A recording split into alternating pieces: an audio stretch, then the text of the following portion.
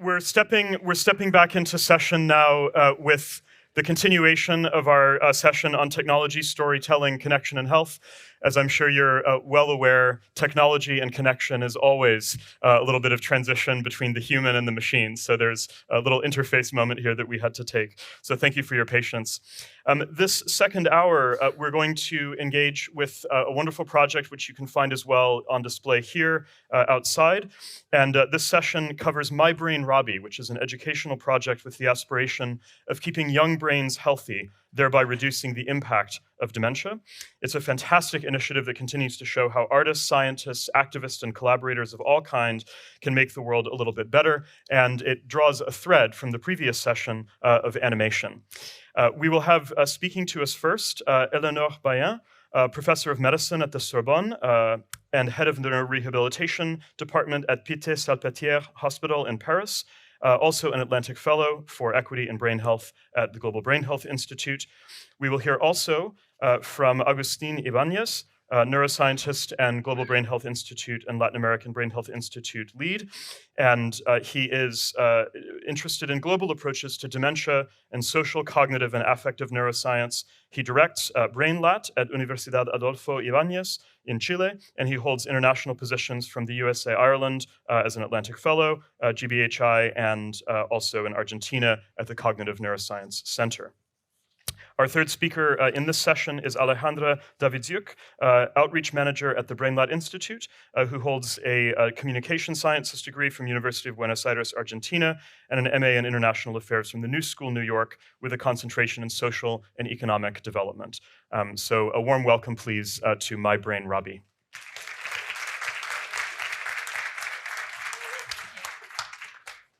Yes, yeah.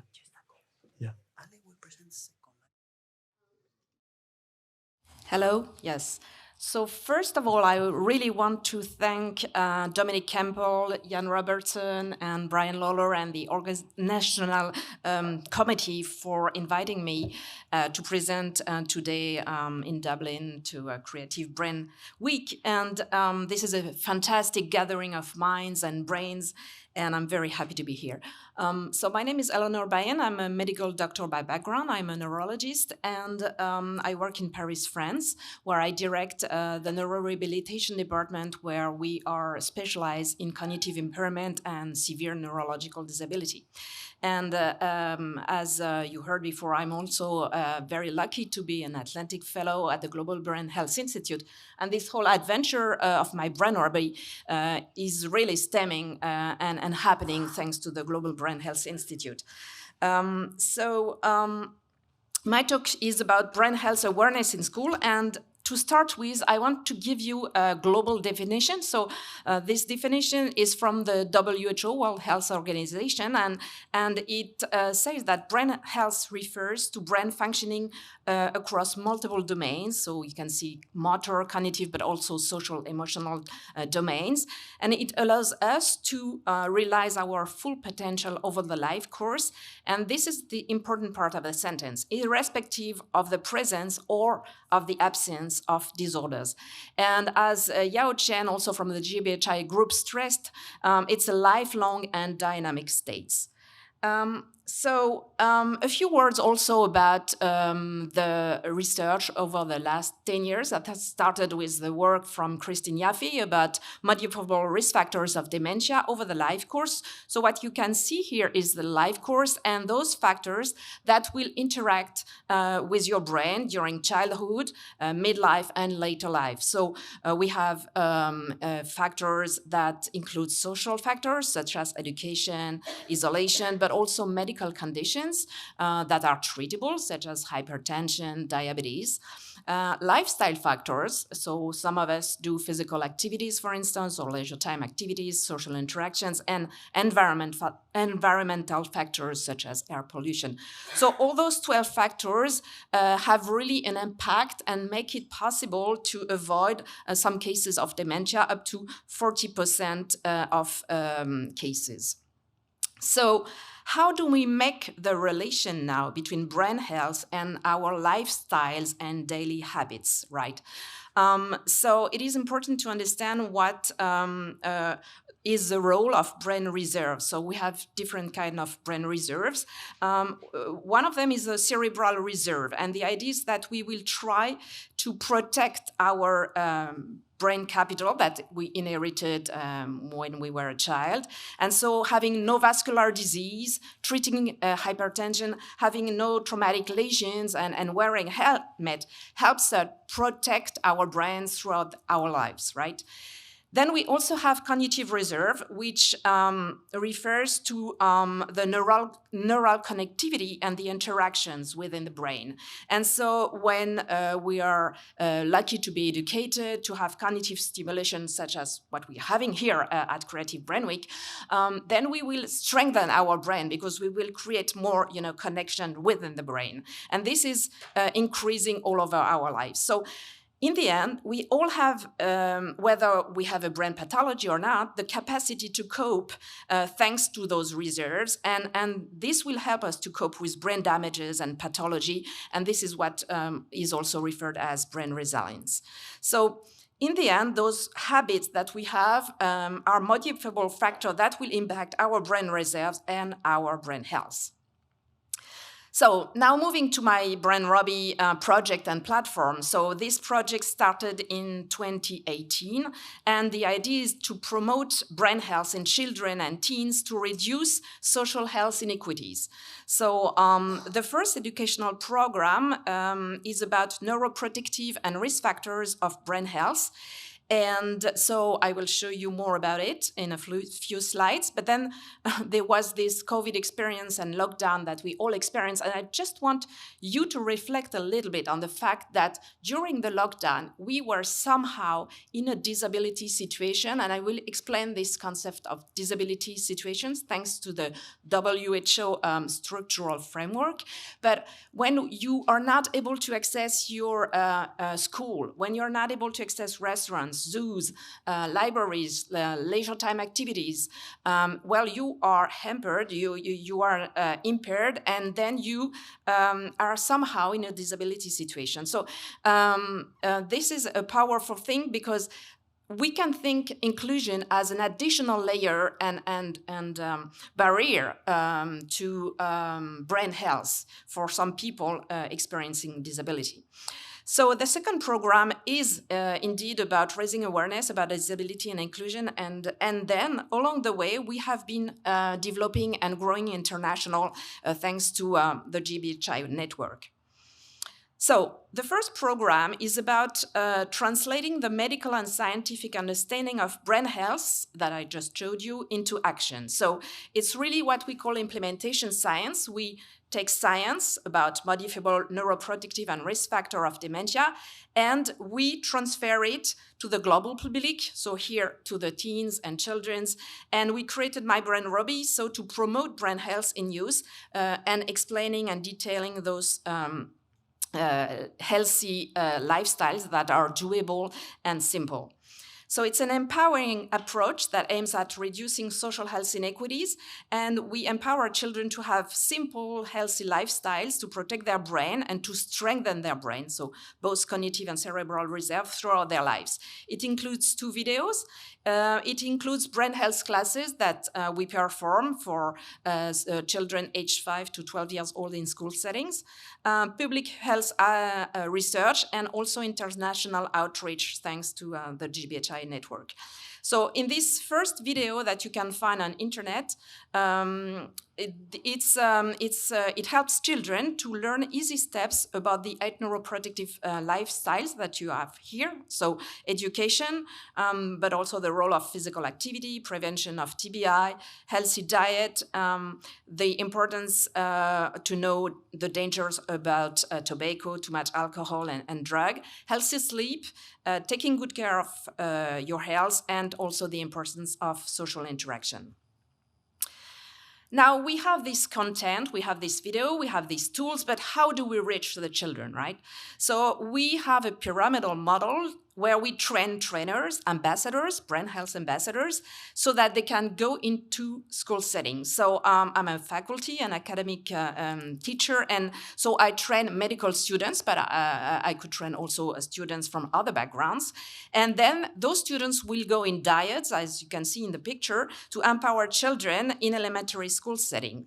And so one professor in the end will end up reaching over 7,000 children, because it's very rapid, 1 or 2 hours of brain awareness. So you have really a scalability in this model.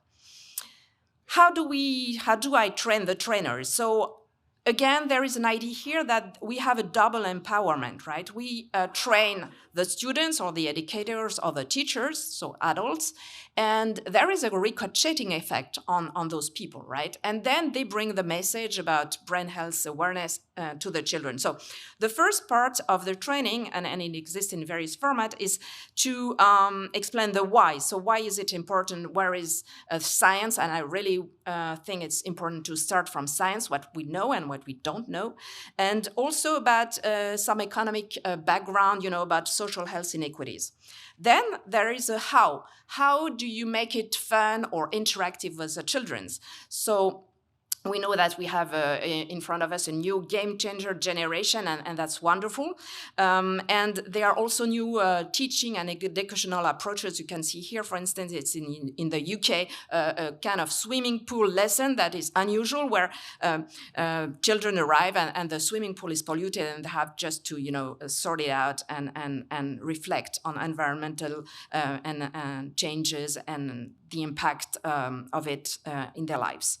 So when we have this why and this how, we can have a toolbox, and I want to show you here some of the activities that we are doing in school. So one of the ideas is that children will memorize those brain health factors. So according to ages, you can either use models of exercises or games with or without mnemotechnic and pictures. And then you can ask children and students to change the color of pencils so that you can monitor what they memorize the most or the least. But then you have to make it interactive, right? It's not only about bringing information, but it's also about, trying to make an interaction and to relate it to the children and to the teens' personal lives. So we will reflect with the students about, what is my diet map here at school and at home, etc. For instance, what are all the different opportunities where I can learn? So not only at school, but also when I play with my friends, or when I read, or when I do some singing or petting, etc. Here is another example that I like very much, working in prevention in traumatic brain injury field, is all the different activities that might be dangerous and might potentially lead to a traumatic brain injury.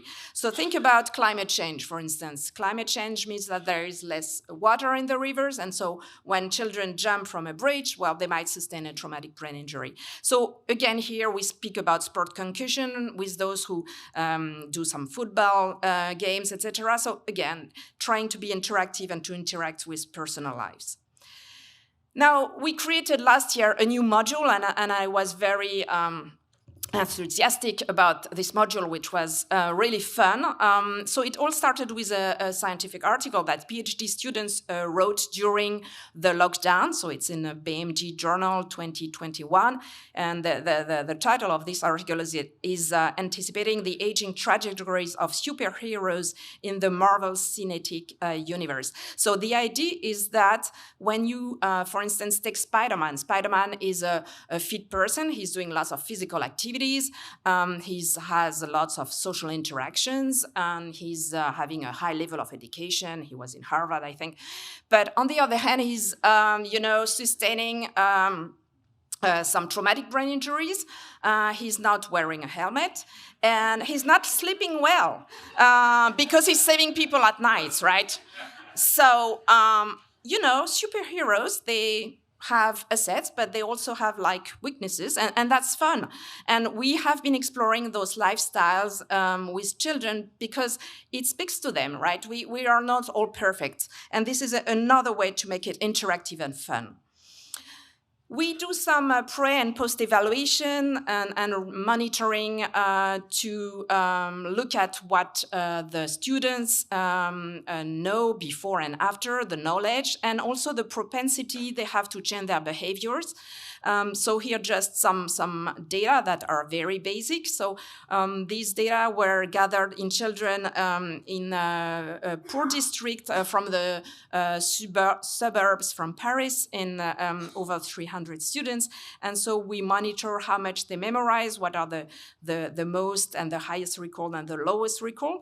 We also want to capture whether they are satisfied in asking questions such as, are you willing to share the video? You know, sometimes it's not that easy to come back with this message at home and say, well, we are eating junk food or things like that. So that's also important to reflect on that.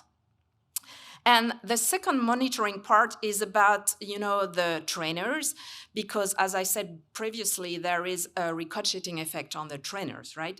So here in students, in over 100 students, also in France, we were monitoring before the training and before the interventions in school settings, whether they knew about the fact that they could modify their dementia risk, and most of them, as you can see, answered no.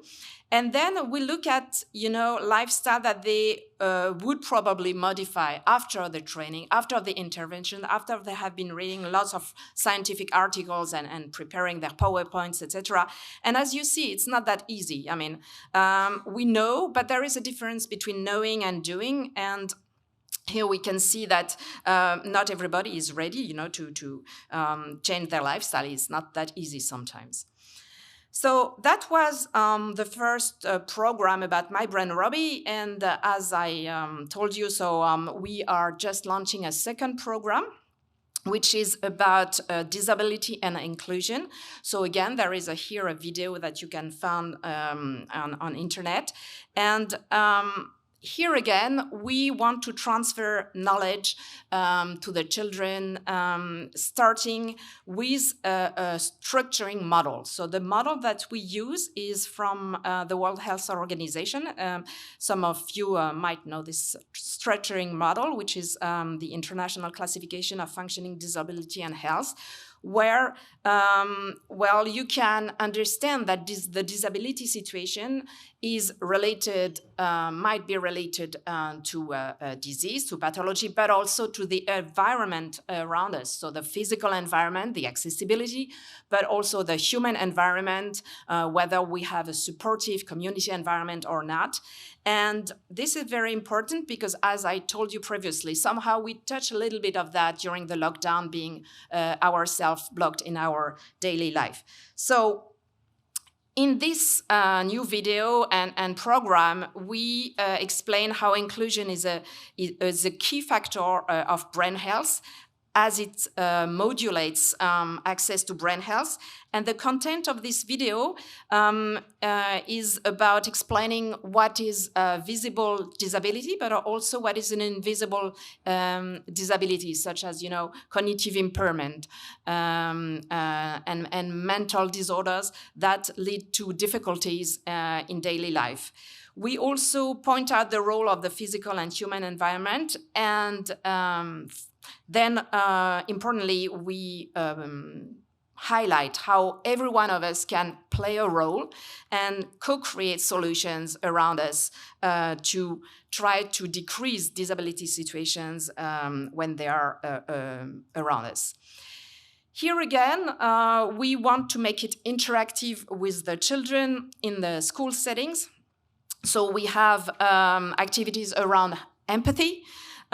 So we try to have children reflect about how it is to write, for instance, if you're right-handed and you write with your left hand, well, how does it feel like? So trying to have a body experience and also of course, a mental experience of empathy so that they can put themselves in other people's shoes. So here is an example of another image that we use during this brain health class lesson. So we first want everyone to be on the same page, so we describe, we first have the students chat with one another, with their neighbors, and then we want them to describe the image, and then they will, reflect on and discuss more about it. And again, it's very powerful and it works very well. We also have activities around the fact that everyone has talents. So you can see here the big ears of the Dumbo elephants, which turns out to be a strong asset. And you have another example also in this cartoon about a limb prosthesis in this character, and also the dragon has a prosthesis. So the idea is we all have talents and we are all different, but this diversity is first and foremost very rich for everyone. Now, as you know, Paris is welcoming the Olympic Games, and it was also a beautiful opportunity to launch these new brain health classes to speak not only about the Olympic Games, but first and foremost about the Paralympic Games and Special Olympics. And here again, we had very nice reflections, about very different sports that usually not every children knew before these brain health classes. So My Brain Robbie project and platform is growing international, and I don't want to talk too much about it. I'm just transitioning to the next talk. But I want to thank Agustín Ibáñez and his team and collaborators for giving me the opportunity to expand this experience and to mentor some of the projects at the BrainLat Institute around My Brain Robbie. And also I want to really invite you to discover this wonderful piece of art that we have on the first floor, being done by those children from 3 Irish schools who just for the first time attended this brain health class organized by their teacher, Irish teacher. So I think this is wonderful opportunities and to grow international and to share those wonderful ideas. I want to finish with this quote from Chuck Finney, because this wouldn't have never happened if I hadn't been meeting and GBHI, the Global Brain Health Institute, the staff, faculties. So Chuck Finney said, when it comes down to it, it's always about people. And I think this is so true. Here you have all the free, the volunteering collaborators from GBHI, and along with our national and international partners who have been helping us along the way. So don't hesitate to reach out, to share it. It's free, it's on internet, and the idea is really that it is good for your brain. Thank you.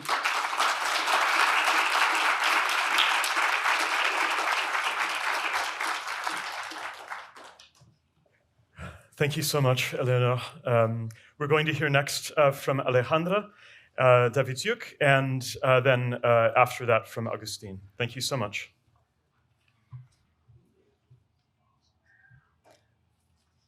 Thank you, everybody. Well, my name is Alejandra Davidziuk. I'm the outreach manager at the Latin American Brain Health Institute at the University Adolfo Ibáñez in Chile.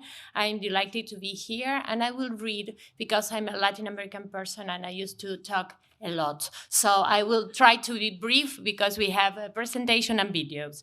Well, I'm going to present a series of adaptation of Eléonore's work of My Brain Robbie, made by some professional artists from Argentina. Our intention is to replicate this extraordinary experience that we had in Argentina in other countries to extend the dissemination network to the global south. And I'd like to say something connected to the previous presentation. There are a lot of people working on things and activities related to brain health, but they don't know. And they are delighted to be on this great umbrella. So we have to take this chance.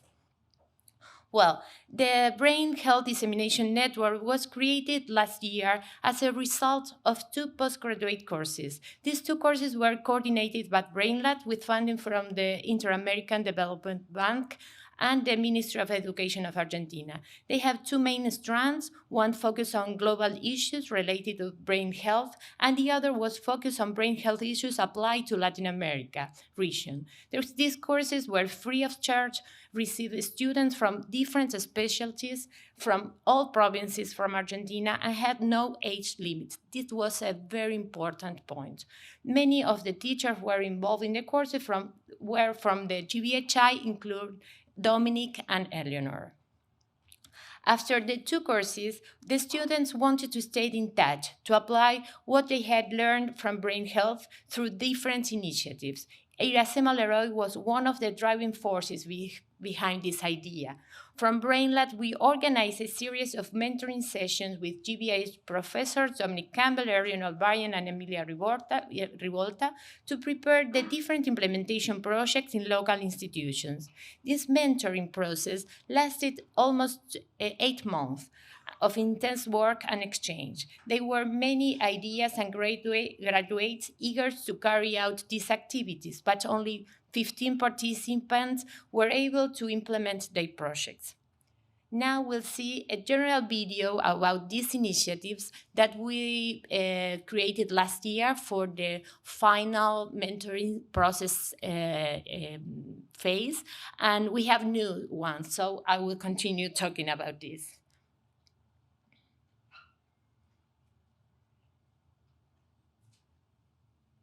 I don't know if the audio, it's okay? Oh, well, without music. Here you can see the activities in different provinces with kids, with all people in schools and clubs, meditation through online sessions.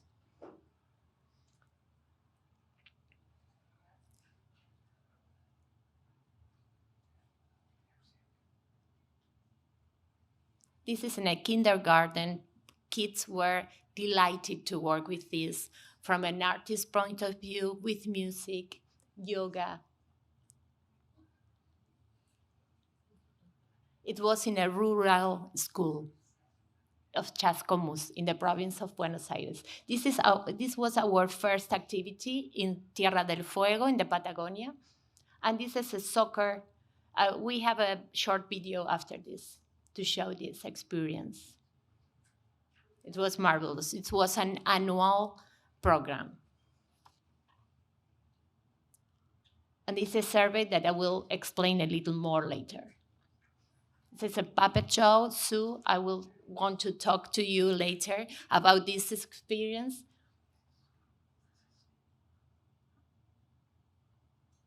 Well, thanks. The next one. Well, in this slide, we have 6 projects related to education at different levels and with different methodologies. Days of presentation and dissemination, a workshop with a kindergarten, and in a high school. The other one is in a Centro Polivalente of Arts in Tierra del Fuego. We have experiences with teachers and principals at a high school and a primary school in Pinamar. And this is the last one, a program of brain health in the municipality of La Costa in province of Buenos Aires with all people, memory workshops and all these kind of activities that were just began last year in December. And there are 4 projects related to sport and well-being. Here you can see in the soccer club in San Juan, and there are other in the community club in Olivos, and a session of mindfulness and stress reduction, and a rugby club in Santiago del Estero. All of these programs will continue this year. Here we can watch a video.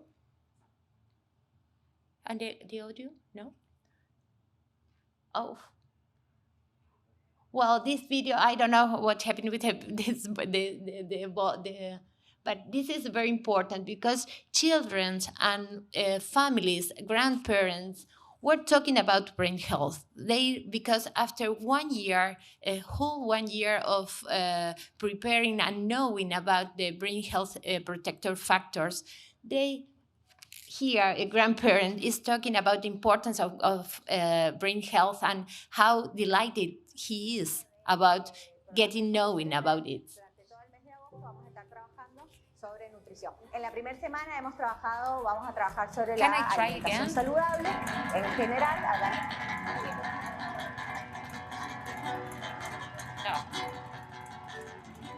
No. Yes. This is not this is from the last video. Sorry. No, it's okay. Well, I will continue. The other one.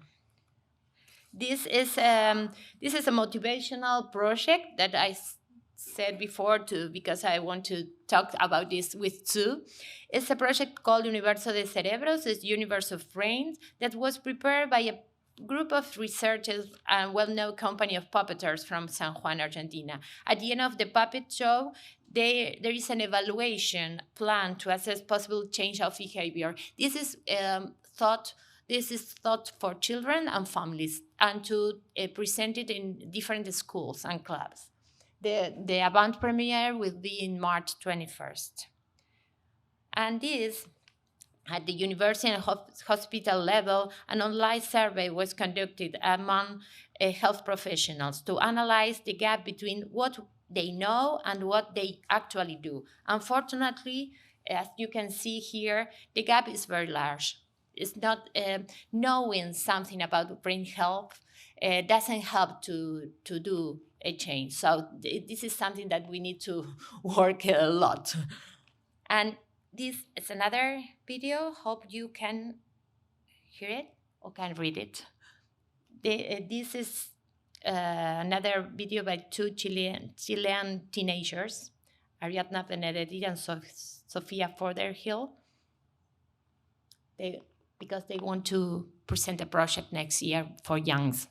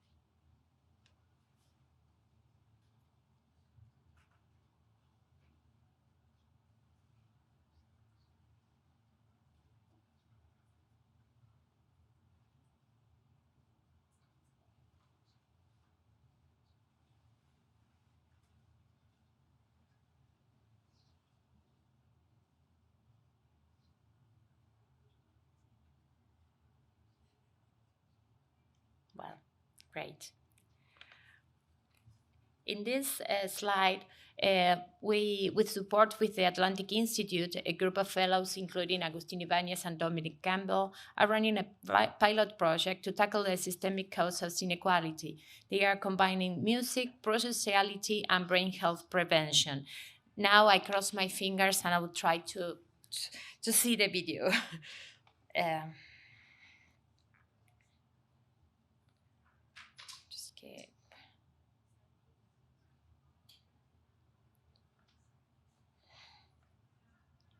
Veronica, sorry that I need again your help.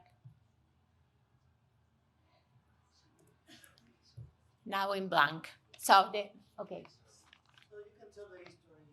Well, these musicians are from San Juan. They had a very difficult life and now after they are teaching guitar to vulnerable children in some very poor areas of San Juan.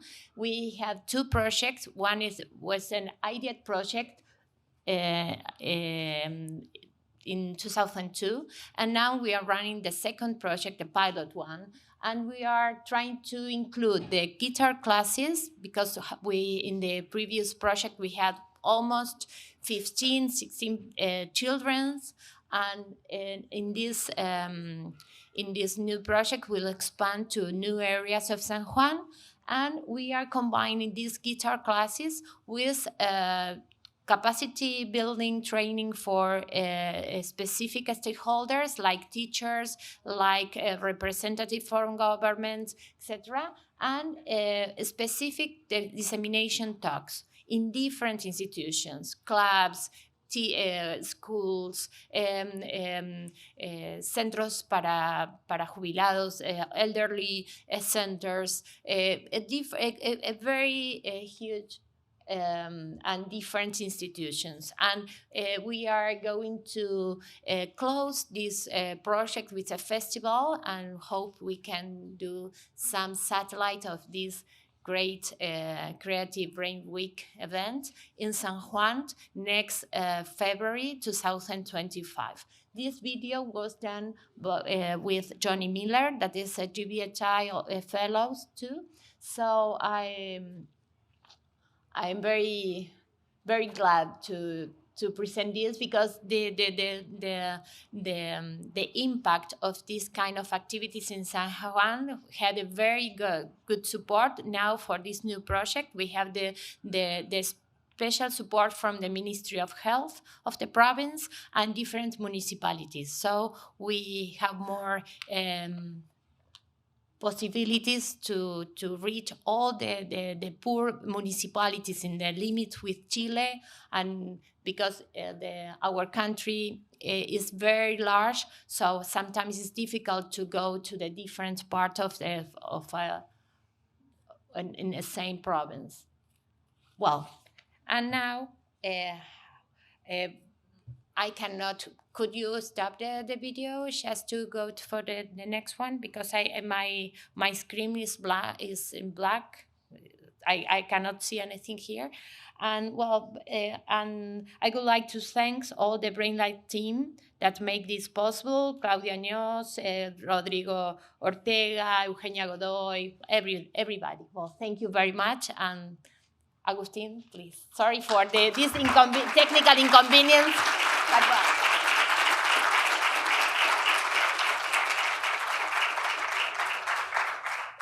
Thank you so much, Alejandra. This is Agustín Ibáñez from GBHI. Thank you. Thank you, Nick, and thank you, Ale. It was fantastic. So I will talk a little bit about connections, inspired in these such great presentations. So my first point about connection is connecting people and connecting knowledge with know-how. This is the most insightful thing that I learned from both of you. If you see, this Brain Robbie travel to Latin America was only based in a kind of course for brain health. That was the idea. We got a bunch of money for doing that. We were very happy. We thought that's it. We gave the courses, but the students say, no, we want to do something with that knowledge, right? And this is, Alejandra was leading that. When she told me that, I said, no, we don't have money for doing that. I don't want to do it.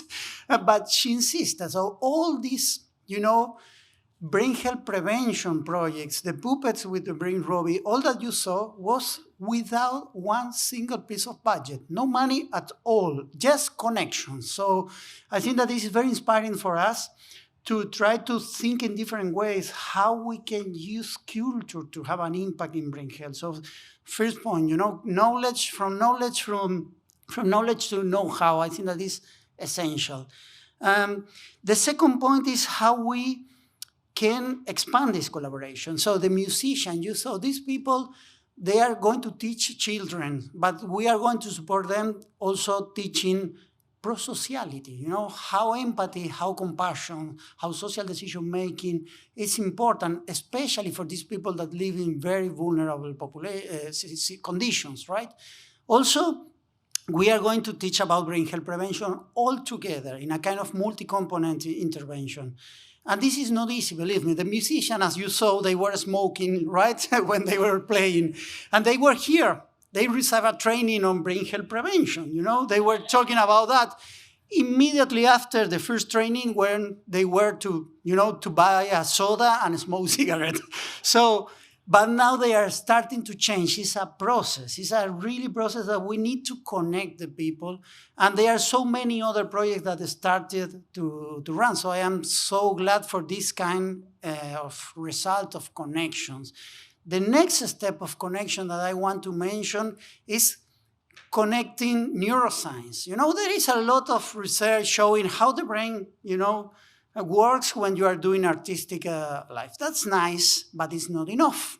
We need to move forward from that, you know, beautiful picture of the brain, you know, when we do things. We need to understand how arts and culture really impact in the brains. And I don't know, Rauda, are you around there? Yes, with Rauda and with Nisha, we are working to try to understand these mechanisms at the cognitive and neurophysiological level, and especially to understand, you know, there are some conditions like dementia, in some exceptions, or in some typical conditions, sometimes you see the emergence of artistic skills that were not before there. So we are going to working on it, how we can understand this process and how we can boost this process, you know, with external training, with, you know, providing arts skills. The other connection that I want to make is between overall health and arts, you know. Neuroscientists and scientists in general, we are really good to understand the impact of negative things, right? So we are very good to understand how environment impacts the brain or the whole body.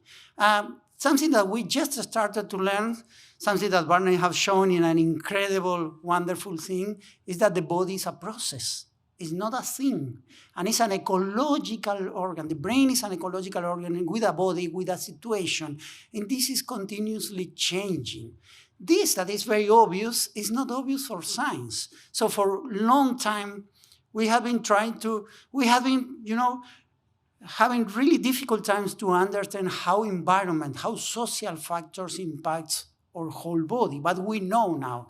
So, you know, for the work of scientists that put rats under socio-aggressive environments, we know how this social aggressive environment impact the inflammatory process in your gut, and how this process in your gut, you know, create a kind of circular path with your brain, doing neuroplastic change in your glia. The glia are the most, you know, there are more glia than neurons in the brain, and the glia provide support the structure, clean for the neurons. So this process of environment not only impacts in creating a defensive response, also started to change the inner organization of the body and the brain. And when stress is sustained, this creates a kind of dysregulated pathways towards inflammatory, immune, cardiovascular impacts. But those are the avenues, complex avenues that we are just starting to understand from the scientific point. But we need a second goal, that is to understand the way around these avenues, how we can use environment, how we can use art to reduce this allostatic overload, this kind of cumulative impact of environment demands on the physiology of the body and the brain, right? And how we can use art for that. We are just starting to create kind of synergetical models, because they are very complex, dynamical models that we need to understand. And this is allowed me to jump into another connection, you know, the connection between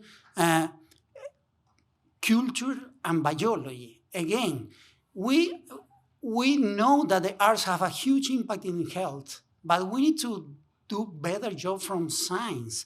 You know, there is a kind of discussion that if art should be included or not in biomedical science, and I think they should, because we don't want silos. And we want to understand, in the same way that we will develop a drug, and we tested the drug, and we see the effect of the drugs, we want to test the effect of the arts to improve them, to facilitate them. So this is a kind of connection between culture and biology, and arts and health that we need to really improve. We don't have much randomized control trials. It's a fancy name for a kind of very controlled situation to develop an intervention and to measure the impact. But also we need to explore other ways to develop arts and measure the impact, not only at well-being, not only at cognitive or affective level, also at whole body and brain levels. I think this is very, very important to develop. I think that allostatic interoception is a kind of framework that started to provide this kind of clues for that. And the last thing is connections with society. So from an artistic point of view, we know that arts can do huge impact in ourselves, right? So we can transform the fully understanding of the situation through arts. We can create a sense of agency regarding all the environmental demands, all this allostatic overload, all this impact that is impacting in our lives. We can have a really transformative power. So why won't put science and health being part of this transformative power? We need to connect health, science, and arts regarding this unique transformative power of the last one. So this is I want to share with you, and I think that we hope that we can start some wonderful discussion. I don't know if you want to jump into the scenario. I don't know. Nick is the right position. Thank you.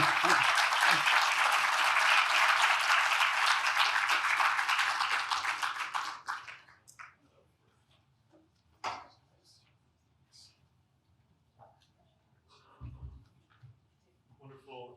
Thank you all so much. So we have an exciting opportunity here for 15 minutes now to connect these two discussions, to explore some of the threads that Agustín has launched there to bring us into dialogue with how these projects might interact and connect these questions of art and brain health.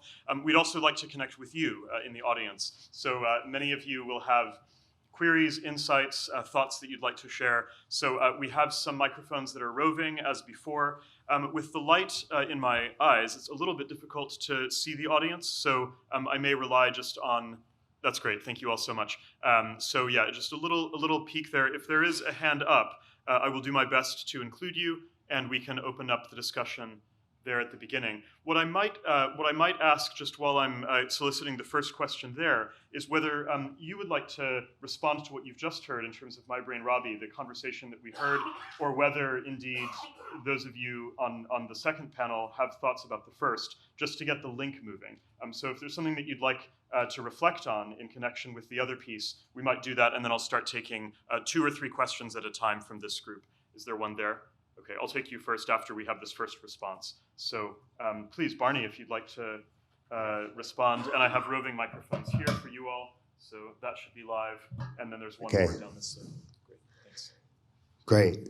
Well, thanks for the presentations. I was kind of intrigued as to when you've come up with the different factors that improve brain health, like what's the science behind those? How do you assess the positive impact of those kind of key factors? And do you think that there are, maybe seeing the work that I'm creating, that maybe there's ways of creating experiences or feedback loops that can enhance those factors of brain health improvement? Like, how could it be amplified beyond what you're already doing? So again, thank you so much for your question. So the way to measure is evolving, likely, because especially neuroscientists will live in labs. Labs are isolated entities, disconnected from the world, and we isolate even the stimuli that we present, right? So if you study the language, you hear a repeated piece of language hundreds of times. That is very unusual, right? But we understand now that we need to jump into the wild and going to measure that. So there are now multiple alternatives to measure. The simple way is that you develop an intervention, let's say with My Brain Robbie versus typical knowledge in a book, let's say. And then you measure the awareness, you measure the impact, but then you want to measure more. So the best way is to developing everyday measures that accompany you during the life. We now have wearables, so we can measure cardiac activity, we can measure, a different level of your cortisol or your immune system. And we can develop more citizen science experiments in which you expose the people to different artistic environment and you measure the physiological variables. Bayen said that, I would say that we really need a change in the paradigm, in the sense that I would say 2% of the interventions have more ecological assessment, right? So we are still attaching to a very old-fashioned that is very robust and important because you have to control a lot of measurements. But I think that we need to transform that. We need to educate scientists also, not only to bring arts and health closer. We need to change the way that scientists work in that field. And to add a little bit on that, the way we can do and work in environmental, so in real life setting, is really copy what brain scientists and health physicians are doing with controlled trials. So you take two groups of people, and that is what Nobel Prize Esther Duflo developed in real school settings. You expose a group of students and in school to this new intervention, let's say My Brain Robbie, and then you compare it to another school in the same rural setting or with the same variable that you try to control, like socioeconomic level and things like that. And then you will compare the results pre-intervention, post-intervention, and with the other group who did not receive the intervention. And this is working quite well. And OCDE has just made an experiment on that regarding awareness about religious fact and laicity in France. And I think this is really interesting that we now try to use this methodology also in real life settings.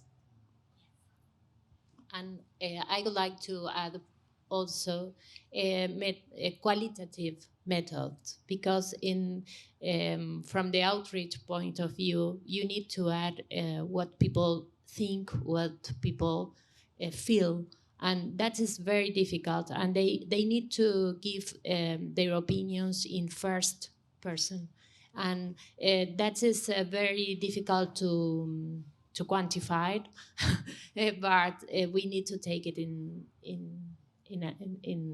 account. Yes. Great. And would anyone like to comment just briefly on the first presentation and something that you saw in looking at it? Would you like to begin, Eléonore or Agustín? Yeah. Well, magic, wonderful. No, I was really struck by the fact that I think there is a very powerful dialogue between the micro and the micro and the micro scale. Is it the right word in English? Micro and micro. Macro and because thinking, for instance, about the connections. So we have here connections with our human bodies, but we can also think connections, with our synapses within the brain. And I like this very universal and humanistic point of view that somehow the micro, the small one will reflect on the biggest one and reverse. Yeah, Agustín? Yes, yes, I would like to say only something very short. I would love to bring your headsets to Latin America, to San Juan for the pilot project, because we need to create and stimulate the imagination of children and youngs that are very difficult to do it. So I would love to bring you and your headsets to San Juan. Great. That sounds... I think if we can show that, it's one thing that we want to do. I learned from the Indio, the musician, that the first thing that he said is that these children, they come from a very, very challenging context, and they never stop to dream. So he was saying that, and bringing imagination to these children, it could be a really powerful thing.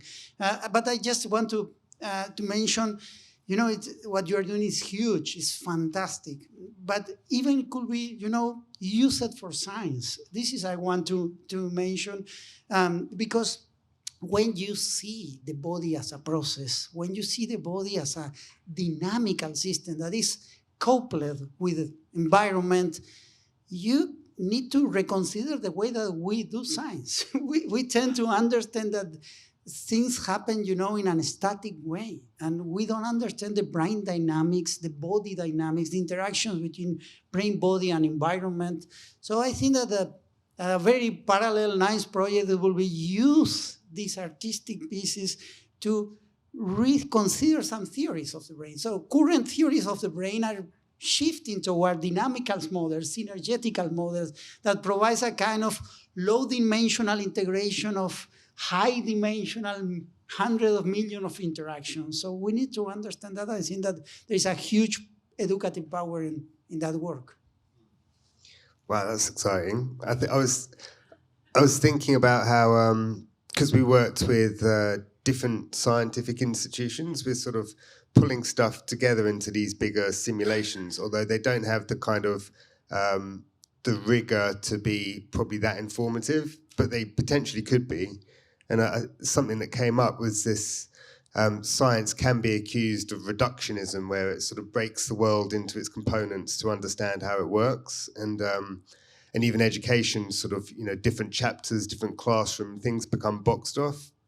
But also, science is also great at connecting the dots, and Earth system scientists and people who are looking at the bigger picture are able to connect things through relationship. And so I was thinking that there's a lot of potential in, I guess, like you want the detail nested within the bigger picture, and that's maybe the sweet spot that we're most passionate about, because it's one thing is maybe doing a breathing human body thing or a forest thing, but when you start putting them together, you build up a bigger picture. Like for example, photosynthesis and cellular respiration. They're like these things.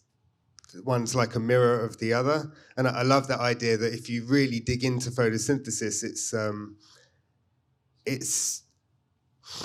it basically puts you in this process where you're woven out of sunlight. Like the energy of the sun is released in you, and that's kind of like the batteries of food gets released when the oxygen reconnects. And I was thinking, that experience of photosynthesis could be like a religious experience, like a baptism in light, in electron microscope scanned leaf, not just like the black and white formula, but so you could go into that level of detail, but you could also just breathe yourself out of your own mouth to arrive there, or you could just sweat yourself out of your palm and arrive there as water. There's like all these different ways to connect it, and the real power is in the bigger picture of how it all becomes like a sort of a bigger.